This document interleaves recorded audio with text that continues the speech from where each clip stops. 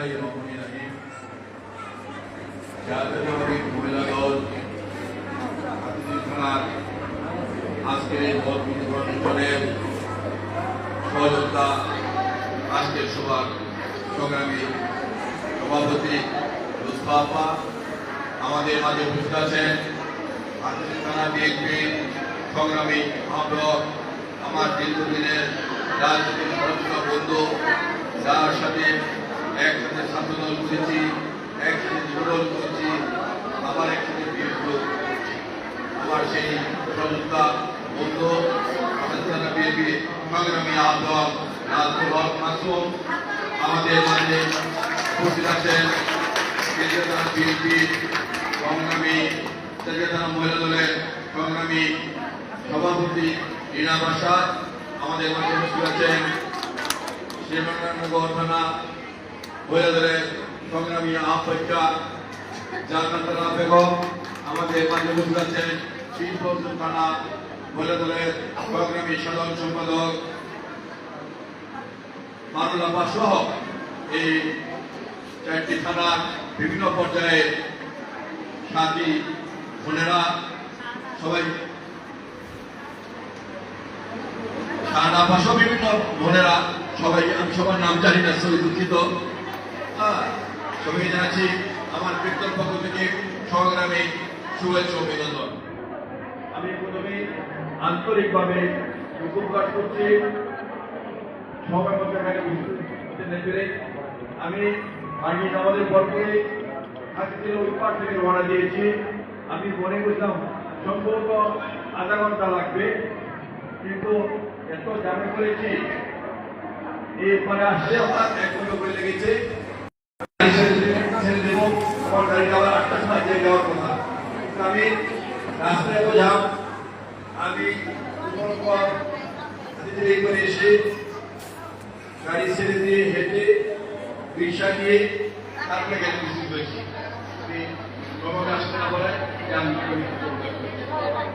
আজকে আমরা এখানে একত্রিত হয়েছি আমরা দীর্ঘ 16 বছর সরকারের পেছনে ছিলাম। আমরা কিন্তু একসাথে আমরা বোনেরা একসাথে বসতে পারিনি, শুধু এখানে নয়, একটি ওয়ার্ডও আমরা 10 জন বোন মিলে একসাথে বসতে পারিনি। এই সরকারের অত্যাচারের নির্যাতনে আমরা হয়তো অনেকে একখানা নেতৃত্ব আরেকখানা কর্মী বোনদেরকে আরেকখানা নেতৃত্ব থেকে আমরা যুক্ত ছিলি না। কারণ হলো আমরা একসাথে কখনো এই সরকারের পুলিশের উপরে বসতে পারিনি।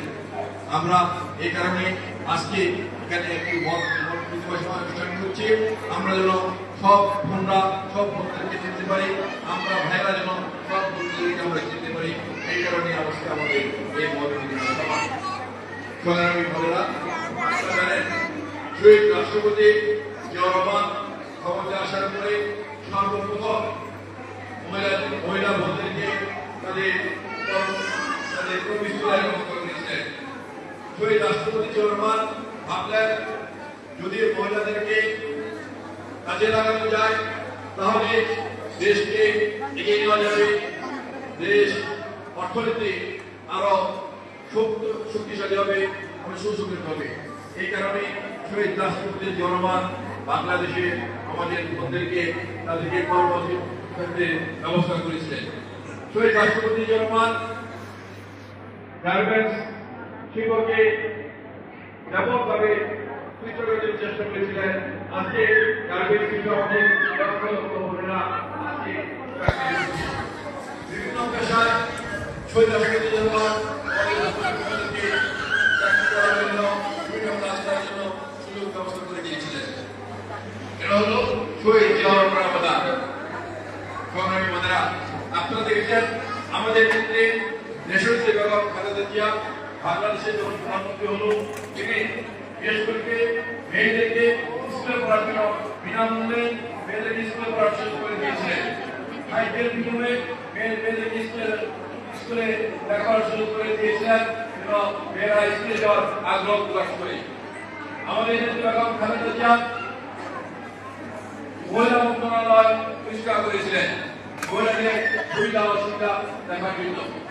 এমনিভাবে বিএনপি বিভিন্ন সময় শহীদ রাষ্ট্রপতি জন্মের সময় আমাদের নেত্রী দেওয়ার সময় আমাদের নেত্রীকে বিভিন্নভাবে কর্মক্ষেত্রে বিভিন্ন জায়গায় চেষ্টা করার জন্য কাজ করেছেন, মহিলাদের জন্য আন্তরিকভাবে কাজ করেছেন। আমাদের নেতা তারেক রহমান পরিষ্কার ভাষায় বলেছেন 2 বছর আগে রাষ্ট্র মেরামতের জন্য 31 দফা ঘোষণা করেছেন। এই 31 দফায় কিন্তু মহিলাদের উন্নয়নের জন্য, মহিলাদের কর্মসংস্থানের জন্য ব্যাপকভাবে উল্লেখ আছে।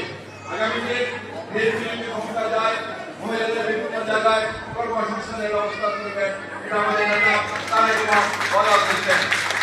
আমরা মনে করি আগামী ফেব্রুয়ারি মাসে জাতীয় সংসদের নির্বাচন হবে।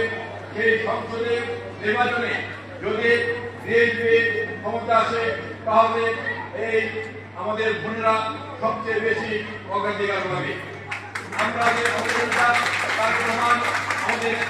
প্রধান খালেদা জিয়া আমাদের পার্টির ভারপ্রাপ্ত চেয়ারম্যান তারেক রহমান বিশ্বাস করেন যদি পুরুষের পাশাপাশি মহিলারাও দেশ গড়ায় অংশগ্রহণ করেন, দেশের অর্থনীতিতে অংশগ্রহণ করেন, তাহলে দেশ শক্তিশালী হবে, তাহলে দেশের অবকাঠামো আরো শক্তিশালী হবে, দেশের অর্থনীতি আরো শক্তিশালী হবে।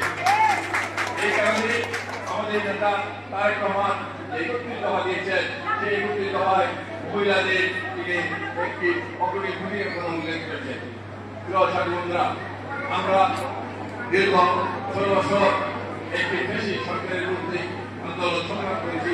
তারেক রহমানের নেতৃত্বে আন্দোলন সংগ্রাম করতে গিয়ে অনেক ভাই গুম হয়েছে, অনেক ভাই খুন হয়েছে, লক্ষ লক্ষ টাকা কোটি তারা মিথ্যামতা গ্রহণ করেছে। তারপরে কিন্তু বিএনপির প্রতিটা নেতা কর্মী তারেক রহমানের নেতৃত্বে ঐক্যবদ্ধভাবে রাজপথে থেকে এই খুনি বেশি শেখ হাসিনার পতন নিশ্চিত করেছিল। আমার এখানে উপস্থিত অনেক বোনেরা মামলা খেয়েছেন, জেলে গিয়েছেন, তারপরে কিন্তু বোনেরা রাজনীতি ছাড়েননি, রাজপথ ছাড়েননি। তারা কিন্তু এই বেশি বলতে দিয়ে ঐক্যবদ্ধ করে এই বেশি শেখ হাসিনার বিরুদ্ধে আমাদের বোনরা আন্দোলন সংগ্রাম করছেন। আমরা তাদেরকে শ্রদ্ধার সাথে, তাদের এই আন্দোলনকে আমরা শ্রদ্ধার সাথে গ্রহণ করি। আজকে আমরা দীর্ঘ 16 বছর আমরা এই ব্রিটিশ সরকারের সকল অত্যাচার নির্যাতন সহ্য করে তারেক রহমানের নেতৃত্বে আমরা আন্দোলন সংগ্রাম করে রাজপথে এই ব্রিটিশ সরকারের পতন করি। আজকে একটি নূতন তত্ত্বাবধায়ক সরকার হয়েছে। এই নূতন তত্ত্বাবধায়ক সরকার আজকে দেশে একটি নূতন নির্বাচন হওয়ার জন্য চেষ্টা করছে। তারা একটি রোডম্যাপ ঘোষণা করেছে, সম্ভবত আগামী বছর ফেব্রুয়ারি মাসে নির্বাচনের তারিখ ঘোষণা করা হবে। আজকে কিছু চক্রান্তকারী আজকে সেই নির্বাচনকে বানচাল করার জন্য চেষ্টা করছে।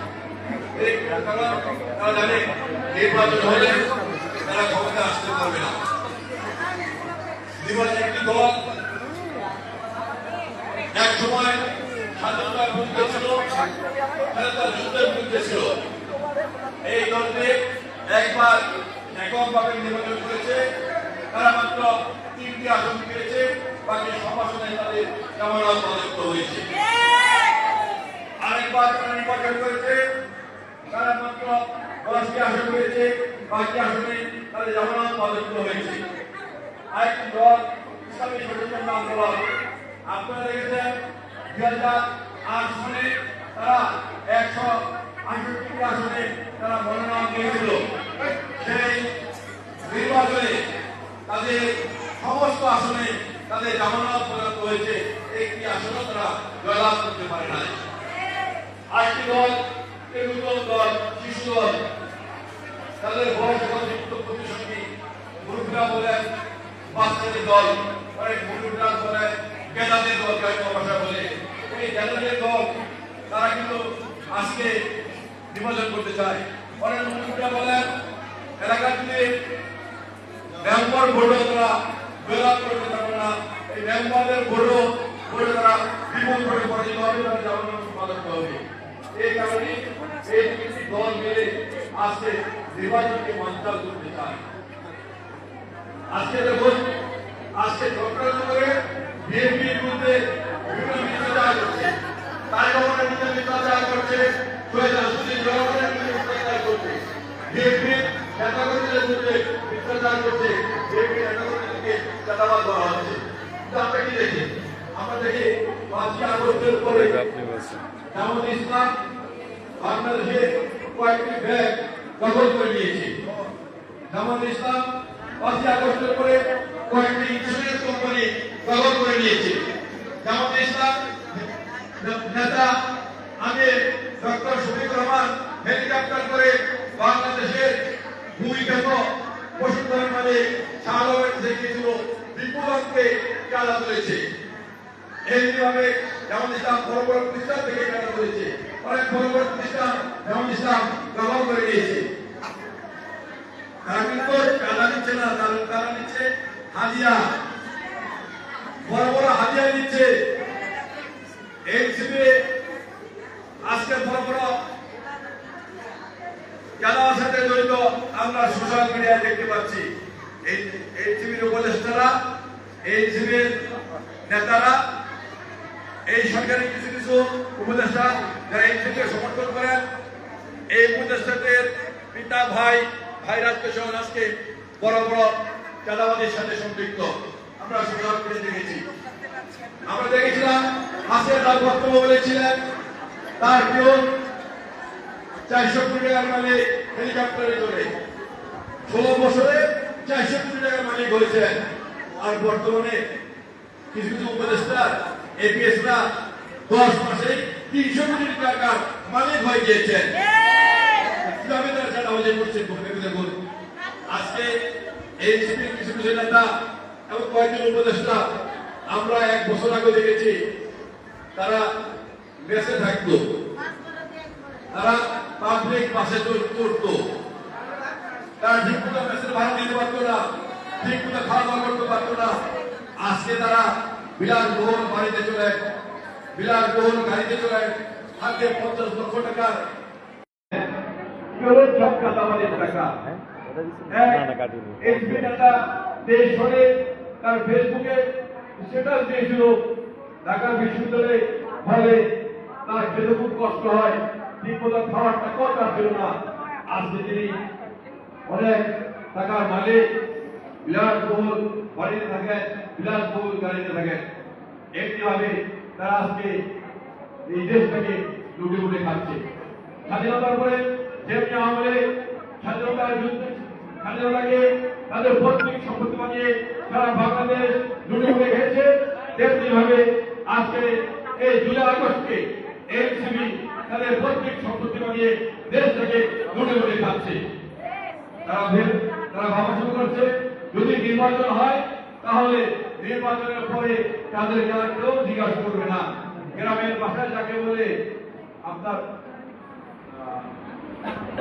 গ্রামের ভাষায় যেটা বলে নির্বাচনের পরে কিন্তু আর হুশ করে না, নির্বাচন হয়ে গেলে তাদেরকে আর কেউ জিজ্ঞাসা করবে না, তাদেরকে আর এই চাঁদাবাজি করার কোন সুযোগ থাকবে না। রাত্রে 3টার সময় 300 ফিটে গিয়ে হাঁসের মাংস খাওয়ার সুযোগ থাকবে না। রাত্রে ভোরবেলা হোটেলে গিয়ে হাঁসের মাংস খাওয়ার সুযোগ থাকবে না। এই কারণে কিন্তু আজকে তারা নির্বাচন চাচ্ছে না, নির্বাচন বানচাল করার চেষ্টা করছে। আমরা পরিষ্কার কথা বলতে চাই, আমরা 20 বছর তারেক রহমানের নেতৃত্বে ঐক্যবদ্ধভাবে আন্দোলন সংগ্রাম করে দেশে শেখ হাসিনার প্রচলন নিশ্চিত করেছি। মানুষের অধিকারকে কেউ হরণ করতে চায়, আজকে এই ভোটের অধিকারকে কেউ যদি খর্ব করতে চায়, আজকে যে নতুন করে ভোট দেওয়া হবে সেই ভোটকে নস্যাৎ করতে চায়, আমরা আবারও তার ঐক্যবদ্ধভাবে আন্দোলন সংগ্রাম করে এই চক্রান্তকারীদের এই ষড়যন্ত্রের জন্য আমরা দেশ থেকে বিতাড়িত করে আমরা গণতন্ত্র প্রতিষ্ঠা করবো। মানুষের বাংলাদেশের মাটিতে আমরা প্রধানমন্ত্রী হিসেবে প্রতিষ্ঠা করবো। সেই প্রত্যয় ব্যক্ত করে সবাইকে ঐক্যবদ্ধভাবে থাকে যার যার এলাকায় বেগম খালেদা জিয়ার সালাম, তারেক রহমানের সালাম পৌঁছে দেওয়ার আহ্বান জানিয়ে আমি আমার বক্তব্য শেষ করছি। খুদা হাফেজ। বাংলাদেশ জিন্দাবাদ। বেগম খালেদা জিয়া জিন্দাবাদ। আমাদের বিরাট নেতা তারেক রহমান জিন্দাবাদ